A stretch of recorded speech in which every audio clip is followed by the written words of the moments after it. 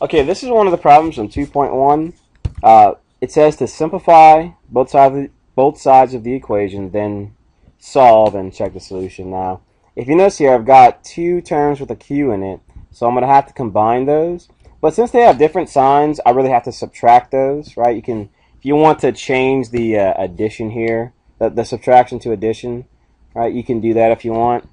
So I need to do 5.9 minus 2.6, which is going to give me 3.3. And it's 3.3 because they're both q terms. But here's what you got to remember. You have a negative 5.9, a positive 2.6. So that simplifies into a negative 3.3q. Alright, be very careful with your signs here. I'm going to bring down the minus 1.2. Equals, this is a negative 4.3q. The first time I worked this problem, I actually dropped that negative. So I actually have to start over.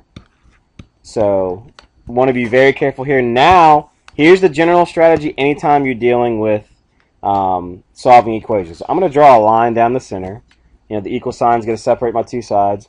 I'm going to choose to put variables, all my variable terms, on the left side, and all my constant terms, in other words, my numbers without variables, my terms that don't have variables, like the negative 5.2, the negative 1.2, I'm going to put all of those on the right side. So it doesn't matter what side you choose. I typically choose to put variables on the left side, or whatever side is most convenient for me. So that means I got to move this thing with a variable here, this term with a variable, over to this side. But I can't just move it. All right, you have to get rid of it on this side by adding 4.3q. Okay, I want to do the opposite of what it's doing on this side. So over here, I'm going to do the same thing to keep things equal, plus 4.3q. If you notice, we have the same situation that we did with the 2.6 and negative 5.9. Different signs. I'm adding these, but I'm adding a negative to a positive. So you're really subtracting 4.3 minus 3.3, which gives you 1.0, which is convenient. On all these homeworks, you'll end up with a 1 coefficient in front of your variable term. So, but it's going to be a positive one, so it's going to be 1q. I could, if I wanted to, I could just put q if I wanted to, but just for now, I'm going to leave it as 1q minus 1.2. Don't forget your equal sign. All right, this canceled out to 0. And then my equals negative 5.2. Now, I have all my variable terms on the left side. So now q is pretty much by itself on the left side of the equation. I want to get the constants away from q to solve for it. So what I'm going to do is swing this constant term over to this side.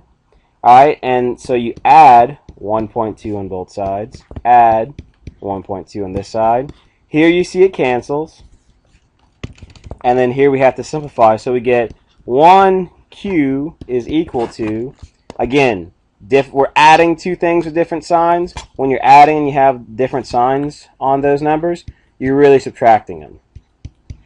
But since the negative number has a bigger absolute value, I know the answer will be negative. So I'm going to subtract these things. 2 minus 2 is 0. 5 minus 1 is 4. So this could be a negative 4.0. And I'm just going to clean up my final answer here. 1 times q, which is what 1q is, that's really just q. And I don't have to write this 0.0 here. That 0 is superfluous. So I'm just going to write a negative 4. So you should end up with negative 4.